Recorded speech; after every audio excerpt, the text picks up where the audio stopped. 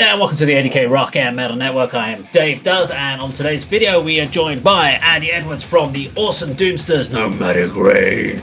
And of course we have the wonderful encyclopedia of knowledge for all things that you didn't want to know about metal, Kirk Howson from Screen Blast Repeats. Hey Andy, how you doing? Oh, all right. Yeah, good, thank you, mate. How about yourself? Yeah, well, Kirk, how you doing? Great intro, great Good intro. tagline. You know, I'll take that as a compliment.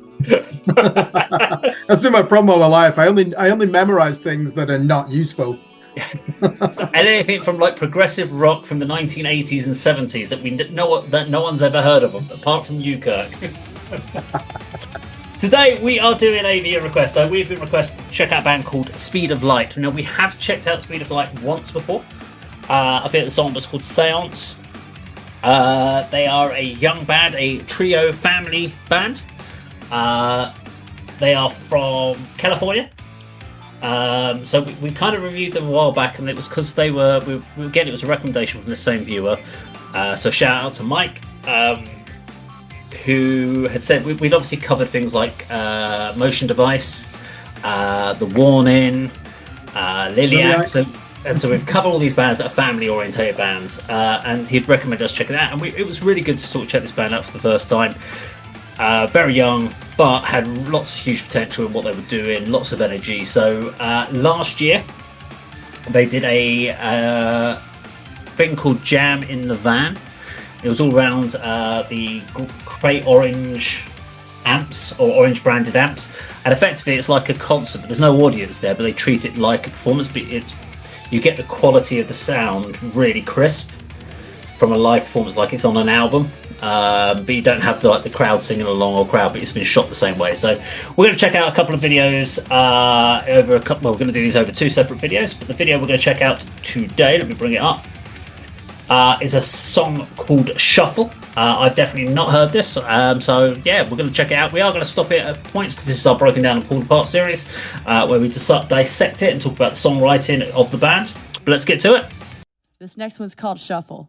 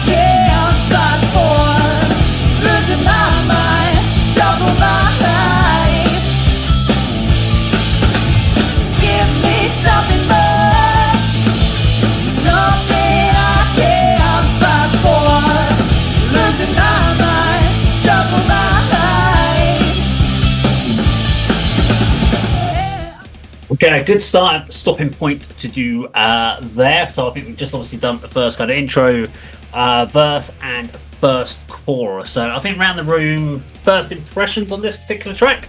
And this man, Kirk, I'm going to throw to you first. Yeah, I like the intro. It's like a grunge version of garage rock, with an impressive low end, very swampy, isn't it, at the beginning, especially with that bass that the singer's playing. I believe she's called Riley. Crisp live mix, as we were expecting, near perfect instrument separation, and she has a bit of a Motown edge to her voice as well, Riley, with a husk as well. So it's like a cross between Motown and rock, and very impressive vocal harmonies as well in the chorus, where the brother and sister come in. I couldn't see, was the drummer also harmonizing for the chorus, or was it just the guitar? I didn't see on the chorus, and obviously he did his own little vocal bit on the pre-chorus. He was giving his attitude in vocal delivery, but yeah. The sibling power trio. Good start. Impressed so far. Okay, Andy? Said we covered them on the channel. maybe I didn't cover that week. I don't know, but I don't recognise the name. I certainly don't recognise these three now they're on the screen. But yeah, agree with Kirk. It is a really good sound and good instrumentation. What's with all the orange amps? And I think they're probably part of the sponsor of it. Endorsing it, aren't they? Yeah. Okay. The orange amps. They're certainly doing that, aren't they? I mean, that's quite an impressive array of gear there, isn't it? Yeah, I mean, I really like the guitar tone. She's got a really nice voice. When the drummer sort of jumped into proceedings, I was a little bit shocked, to be honest. I wasn't expecting that, but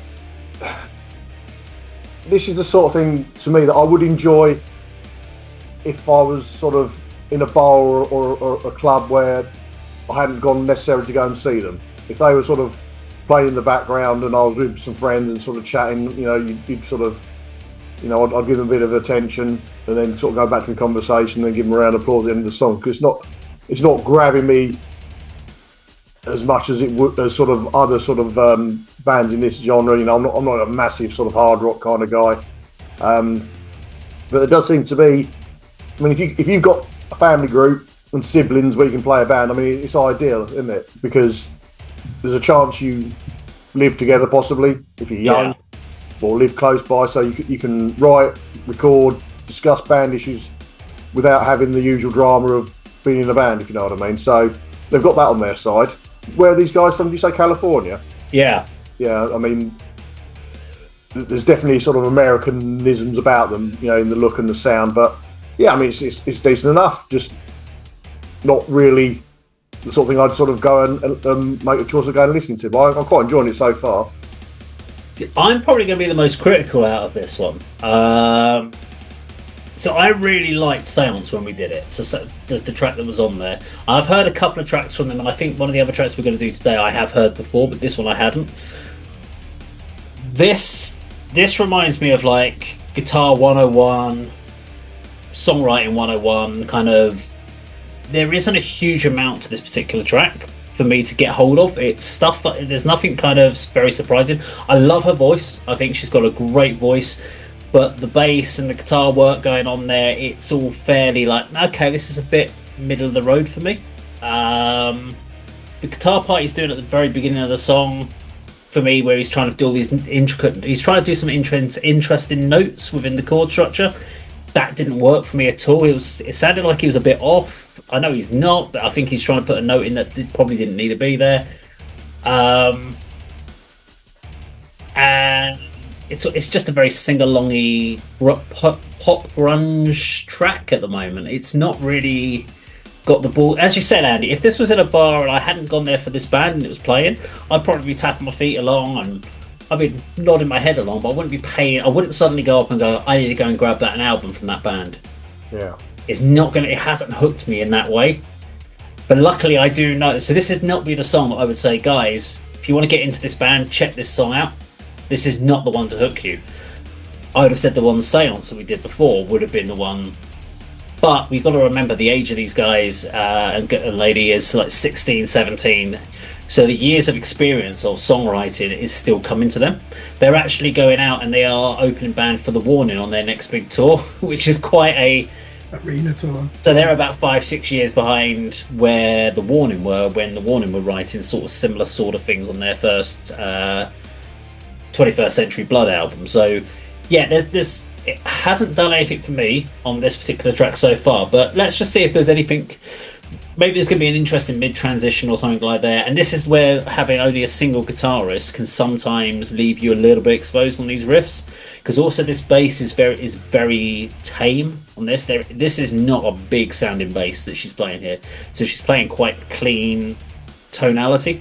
And if she had something bigger, fuller, that might give you that intensity. But at the moment, it's playing it very safe within the kind of. I'm trying to think like L7 grunge era. Right? There's not really the swag of the attitude, but her voice is fucking phenomenal. I really like what she's doing vocally. But let's keep going to the end.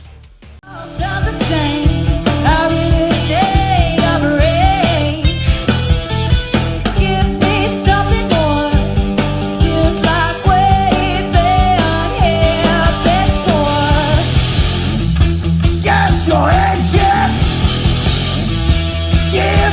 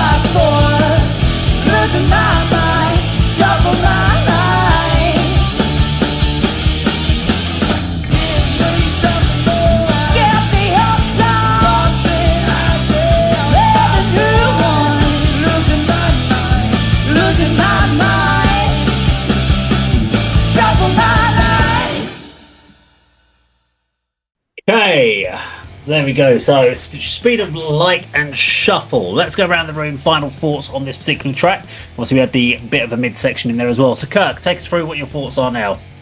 You are right. The structure is predictable. I wouldn't say it's oppressive, just because it's predictable. You've still got to be able to execute that. And I think the chorus, even though they laboured it probably 8 times in the song, we got it. It's unavoidably catchy. The other thing is as well,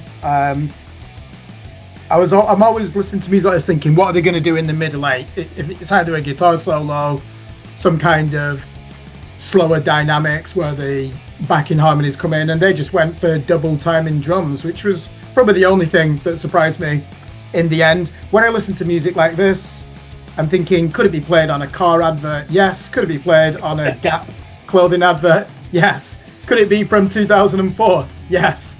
So a few criticisms towards the end there, but there's no doubt there's some talent here, especially the way that she was phrasing her vocals in the chorus and holding on to the keywords. Give me something more.